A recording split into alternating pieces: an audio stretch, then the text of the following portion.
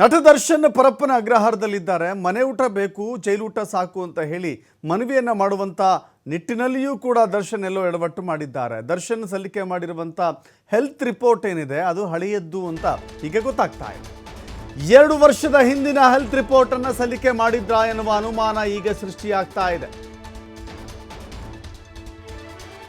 ತನಿಖೆಯ ದಿಕ್ಕು ತಪ್ಪಿಸಲು ಎಷ್ಟೆಲ್ಲ ಪ್ರಯತ್ನ ಮಾಡಿದ್ದಂಥ ದರ್ಶನ್ ಇದೀಗ ಊಟ ಪಡೆಯುವ ಪ್ರಯತ್ನದಲ್ಲೂ ಕೂಡ ಕೋರ್ಟ್ನನ್ನೇ ದಿಕ್ಕು ತಪ್ಪಿಸುವ, ನ್ಯಾಯಾಧೀಶರನ್ನೇ ದಿಕ್ಕು ತಪ್ಪಿಸುವ ಕೆಲಸ ಮಾಡಿದ್ರಾ ಎನ್ನುವ ಪ್ರಶ್ನೆ.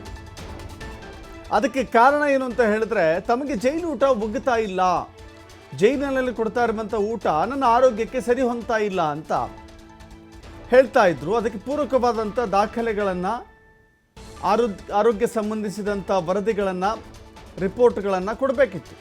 ಆದರೆ ಇಲ್ಲಿ ಕೊಟ್ಟಿದ್ದಾರಂತೆ. ಬಟ್ ಕೊಟ್ಟಿರುವಂಥ ದಾಖಲೆಗಳೇನಿದ್ದಾವೆ, ಕೊಟ್ಟಿರುವಂಥ ರಿಪೋರ್ಟ್ ಏನಿದೆ, ಆ ಹೆಲ್ತ್ ರಿಪೋರ್ಟ್ 2 ವರ್ಷದ ಹಿಂದಿನದ್ದು ಅಂತ ಹೇಳಲಾಗ್ತಾ ಇದೆ.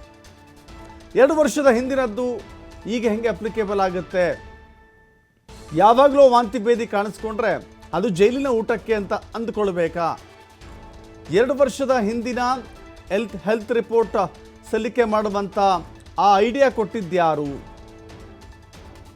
ಹಿಂದೆ ಯಾವತ್ತೋ ವಾಂತಿ ಭೇದಿ ಆಗಿದ್ದರೆ ಇವತ್ತಿಗೆ ಅದು ಸೂಟೇಬಲ್ ಅನ್ನುವ ರೀತಿಯಲ್ಲಿ ದಾರಿ ತಪ್ಪಿಸುವ ಕೆಲಸ ಮಾಡಿಬಿಟ್ರಾ? ನೋಡಿ, ದರ್ಶನ್ ಇಲ್ಲಿ 2 ರೀತಿಯಲ್ಲಿ ಎಡವಟ್ಟು ಮಾಡಿದ್ದಾರೆ. ಮೊದಲ ಎಡವಟ್ಟು ಅಂತ ಹೇಳಿದ್ರೆ, ತನಗೆ ಜೈಲೂಟ ಬೇಡ, ಮನೆ ಊಟ ಬೇಕು, ಹಾಸಿಗೆ, ದಿಂಬು, ತಟ್ಟೆ, ಲೋಟ ಬೇಕು ಅಂತ ಹೇಳಿದರೆ ಜೈಲಿನ ಅಧಿಕಾರಿಗಳ ಮೂಲಕ ಬಂದಿಖಾನೆಯ ಐಜಿಗೆ ಅವರ ಮೂಲಕ ಪಡೆದುಕೊಳ್ಳಲಿಕ್ಕೆ ಅವಕಾಶವಿತ್ತು. ಆದರೆ ಇಲ್ಲೆಲ್ಲವನ್ನು ಬೈಪಾಸ್ ಮಾಡಿ ನೇರವಾಗಿ ಬಂದು ಹೈಕೋರ್ಟ್ಗೆ ರಿಟ್ ಅರ್ಜಿ ಹಾಕಿದ್ರು.